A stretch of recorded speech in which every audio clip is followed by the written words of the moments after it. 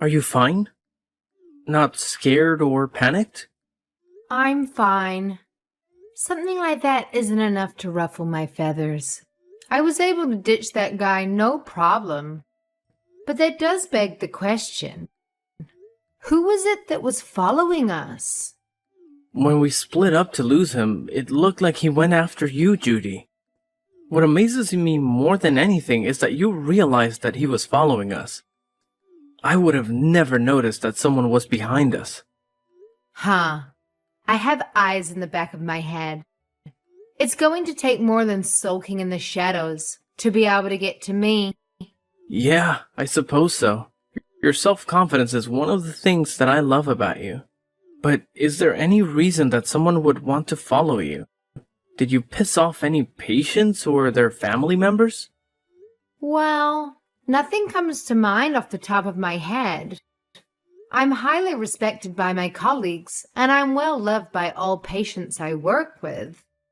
Again, that's not really something that you say about yourself, but that seems to be true whenever I go pick you up. True. We were being followed, but I didn't feel any animosity from his gaze, and there was no aggression in his stance. You truly are something else, aren't you? It was so exciting.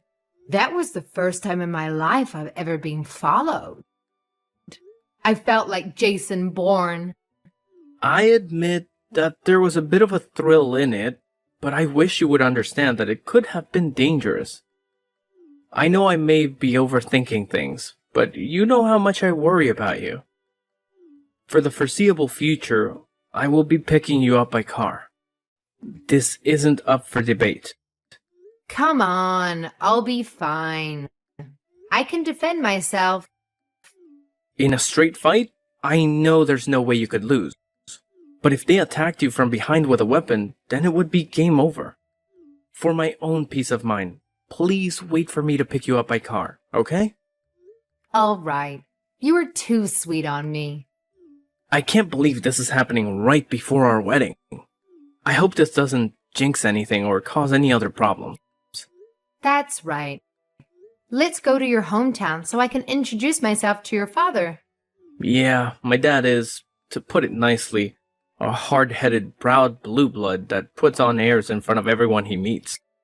Nicely? Coming from you, that's quite the burn. It sounds like a great challenge. But I doubt there's a family that wouldn't want me in their family. Again, where you get your self-confidence puts me in awe. But you're right, the rest of my family is already dying to meet you. My father is always going on about upholding the family name and how we should be careful about what kind of people we interact with. It was always embarrassing to hear him go on tirades about it. I just wanted to be a normal kid and enjoy what everyone else was doing. Can you believe that he called us modern-day aristocrats? Wow, that story is cringe. I know, right? I honestly thought about not going to visit him because he can be so pretentious and hard to deal with. Somehow he sniffed out who I was dating and demanded that he see you face to face. A sixth sense or some stupid thing like that, he said. Well, in most cultures, it would be unthinkable not to introduce yourself to the family, especially when we're about to get married. So I'm cool with it. Don't worry too much. You know me. I'll make it work out, and it'll be fine. I know you can get through any situation. I just don't want the experience to leave a bad flavor in your mouth. It's still not too late to pretend we never got his summons and leave him to stew on his high horse. No, we gotta do what we gotta do. I want to do things right. It doesn't matter who the other person is, but we should get to know each other's families. Because marriage is not just the pairing of two people, but two whole families. You're straight a shooter as they come. And of course, you're right again. I suppose I should just sit back and watch the sparks fly as the two most stubborn people I know meet for the first time. Soda and popcorn, recorded, uploaded, and went viral. I'll be fine. I'm an adult and I can control myself. Let's just hurry up and meet up at home. You worry too much. Do you want that guy to pick up on my trail again? Oh, geez, no. Yeah, let's go home. Judy, where are you now? Are you okay? Are you hurt? I'm fine. I just went outside for a little bit to cool my jets and clear my mind. Wow, that went far worse than I could have ever imagined. Trying to pour a pot of hot coffee on me was something that even surprised me. Thank God your reflexes are so fast. It's like watching a Jedi in action.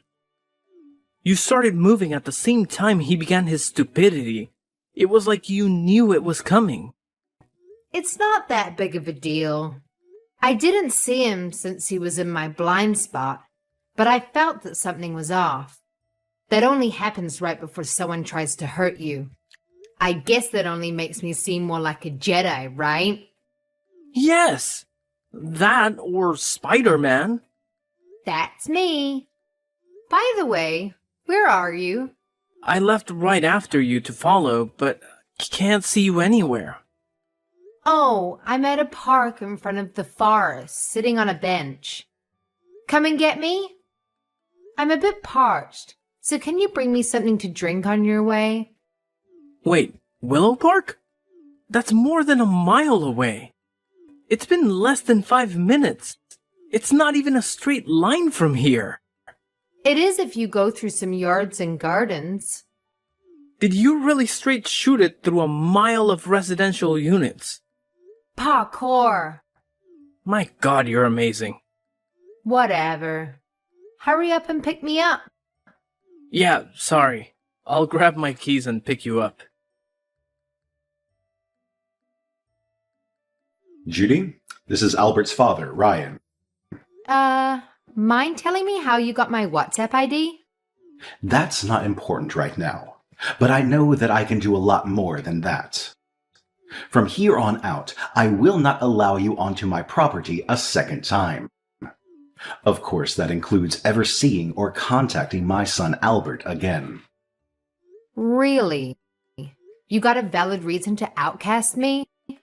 When you come from a name as prestigious as ours, it would be unthinkable to take an uneducated little girl like yourself into our great family. You never even graduated from a university. There is no way I could let my grandchildren be raised by someone who could barely get a GED. No worries there, pal.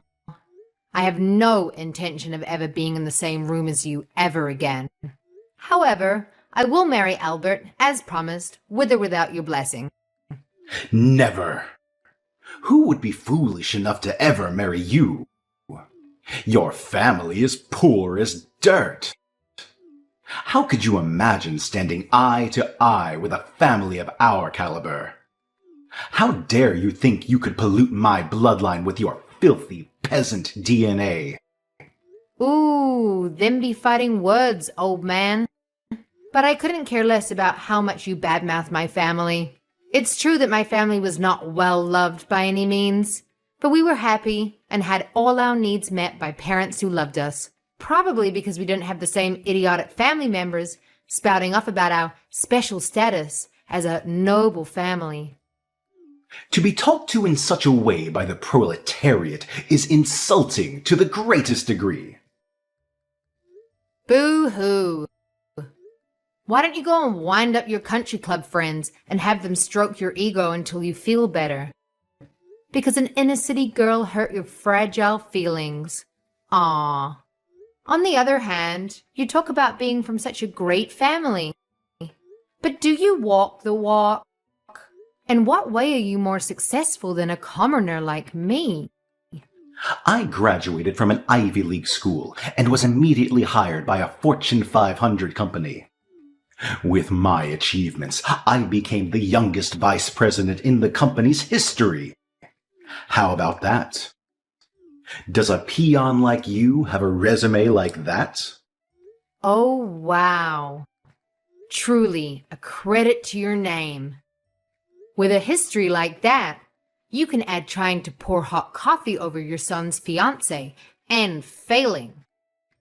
Man, it's amazing what life throws at you and to see how you react to it. You should be grateful it was just a cup of coffee. I can't stand that not only are you trying to marry out of your class, but you have the gall to talk to me in such a disrespectful tone. I'm not asking you to stand for anything. Albert and I are getting married, so you can just leave me alone. I simply will not allow my son to marry a girl who has never graduated university. Oh, so you're a measure of nobility. Is it proportional to a person's academic achievements? You do understand how dumb and stuck up that sounds when you say it out loud, don't you? Shut your filthy mouth. Don't think you can change your station in life by trying to marry up into our family. Every single person in my family has graduated from university just to show you how much we value education. If you push me any further, I will not be held responsible for what happens to you. Look, I really don't care what you try to do or why you think threatening me is going to scare me off. That only works on your subordinates at work. And on the subject of universities, you do know that I graduated, right? Graduating at 19 years old is what you've said.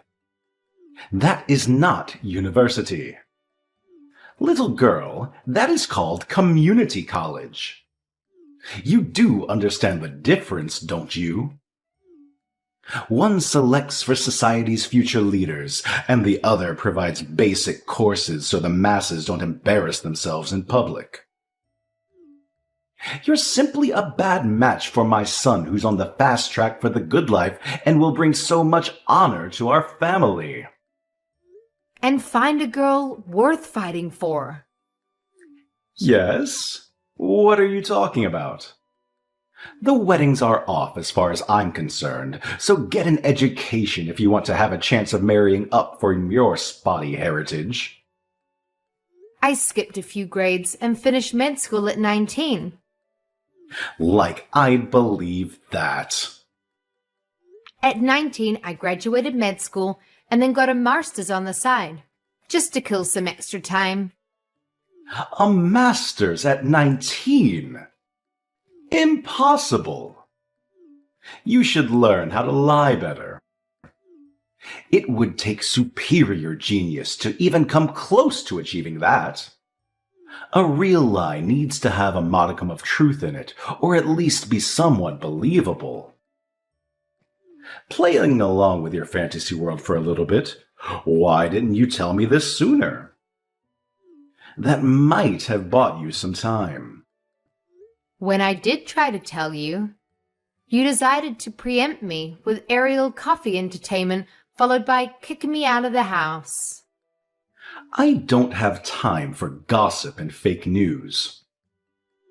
So you want to add to your whopper and tell me that you're a doctor at some clinic? Almost. I'm the head of the pediatric department at the university hospital. You can drop the facade. It's not funny anymore, and I'm just sad now. I've already looked into your past to have your old past in front of me now. Least of all, I know you're not a doctor, so you can come clean with me. Oh, it's good to see a Christian keep his part of the bargain. How do you know Christian? It's fine and dandy to use private eyes to get info on a person, but you really should use people who you know are good at their jobs. It was like being tailed by a blind elephant over the savannah. It was cute. You can try to hide, but whenever I turned around, there he was. Poor effort. After I got tired of that game, I got behind him and he almost soiled himself when I grabbed him by the collar. I then persuaded him to tell me who his employer was. Impossible. He's a 30-year veteran with us and served in a recon unit in his youth. I've been relying on him for years, and he's never made a mistake. You gotta be kidding. It was like playing peekaboo with an infant with no sense of space. Anyhow, I had him pass on false information to you in order to find out what kind of person you really are. I wanted to give you the benefit of the doubt, despite Albert's unflattering portrayal of you. So I told Christian to hide the fact that I'm a doctor. Albert and Christian both. Can you blame him? With your temperament and outlook? I've also taken the liberty to release our chat logs and the dirt I've dug up on you and your investors. What? Why would you do something so unnecessary? Well, according to your words, it would be unacceptable to allow dirty blood to pollute the system, right? The same goes for business. One bad apple can cause the whole batch to go bad. Isn't that how the saying goes? You're saying I'm the problem? Impossible! I've done so much for the company. They wouldn't do anything to me, would they? Dunno. Tell that to the person who's going to be reviewing your case and deciding your fate. Telling me of your triumphs and tribulations is just a bother. Why would anyone at my company trust you? How could you even get anyone on the board's attention? I'm a very famous and popular doctor in higher circles, so I do have acquaintances in almost every industry. In fact, I've known about you for a while. I've not even told Albert about this part of me. I'm about to teach you how to really get dirt on people. Haven't you had enough fun at my expense? How long must I put up with your blasphemy? Do you have any idea who you're dealing with? Have you any clue what I will do to you if you make me your enemy? Fully. Because I have no fear of some unemployed old man who got fired from his job for being a toxic lowlife. Fired? Who's been fired? Are you talking about me? Blackmail 101. Your termination is one of my demands for not releasing your dirty laundry to the world and tainting your company's good name. Any company would throw a useless president under the bus in order to maintain their quality in the public eye. That'd be a breach of contract on their part. How devious are you? Everything you're doing is illegal. Illegal, you say?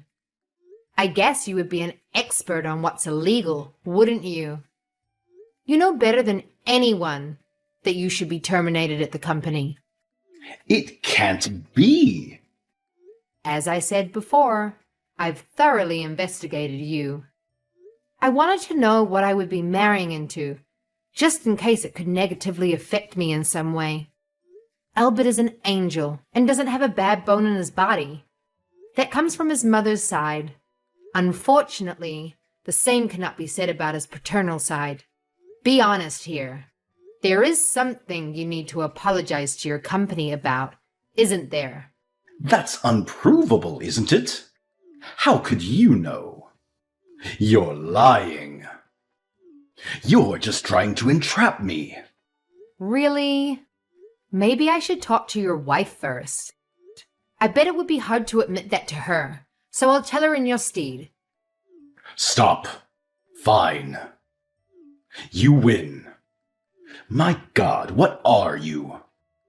I may have temporarily transferred company funds to partake in the services of an escort enterprise. You paid for a whore using the company's money? That'll get you fired from any job. Wait, I had a good reason.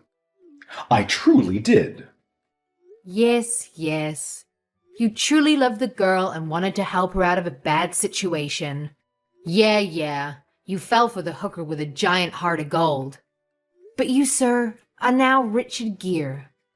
You do understand that admitting that you love another woman isn't going to be taken well by your family, right? And I know how serious about her you were by the amount of cash you dumped into her scheme. She said she would leave her boyfriend for me. She just needed money to free herself. I could afford it, but I couldn't withdraw an amount that large without drawing suspicion. So I planned to pay it back to the company little by little. See? It wasn't stolen. I just borrowed the company's money for a short time. In fact, I've already returned it in full. I know that as well.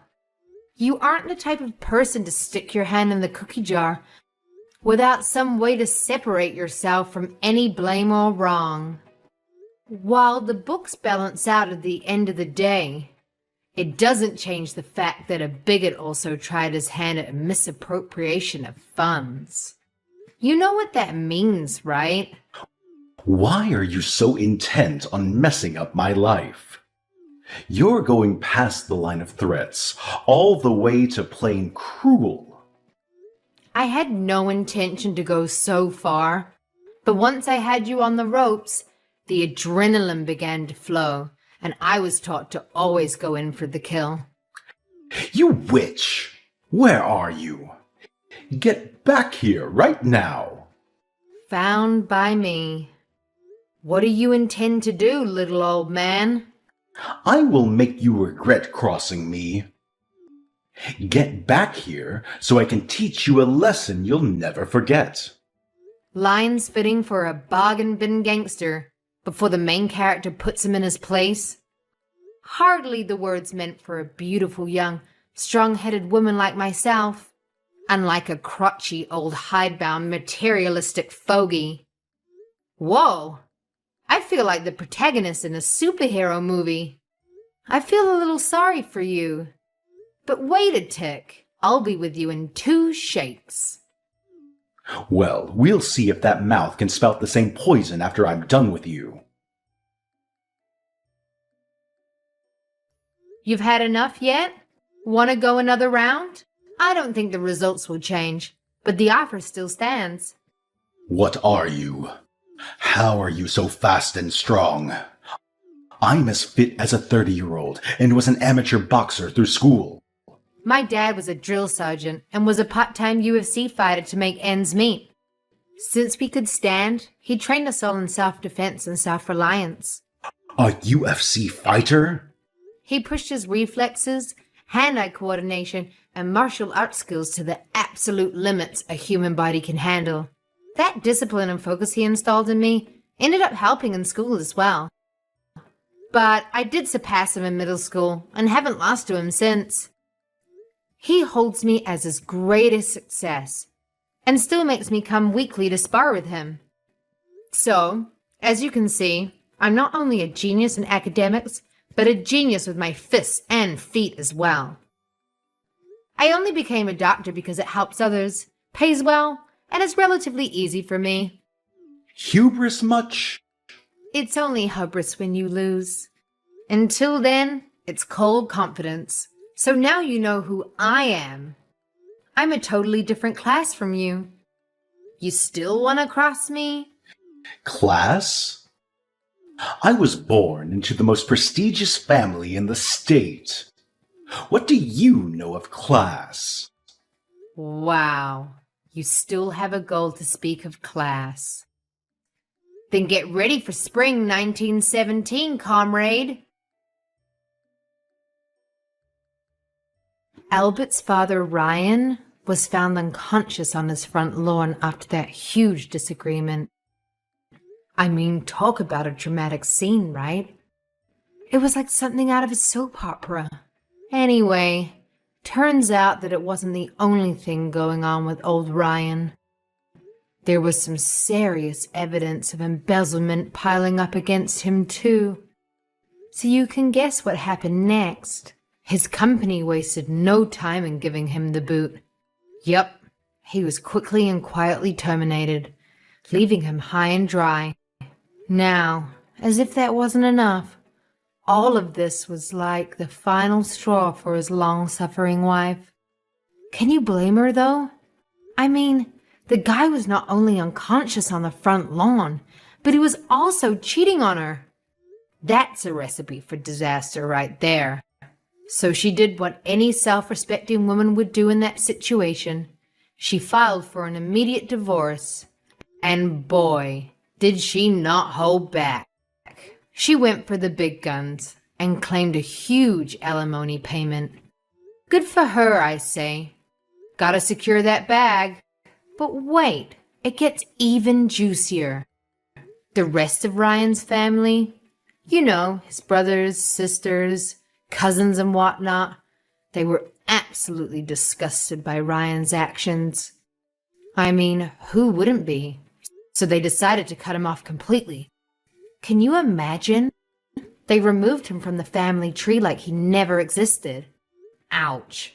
That's gotta hurt. Meanwhile, here I am, welcomed into the family with open arms. I'm like the golden child, the prodigy daughter-in-law. They love me, and I love them right back. Now let's talk about Ryan's current situation. It's a really sad story, I tell you. He's stuck living in this tiny one-bedroom apartment, working as a night manager just to make ends meet. I mean, talk about a fall from grace. He used to be all high and mighty, preaching about the importance of bloodlines and stuff.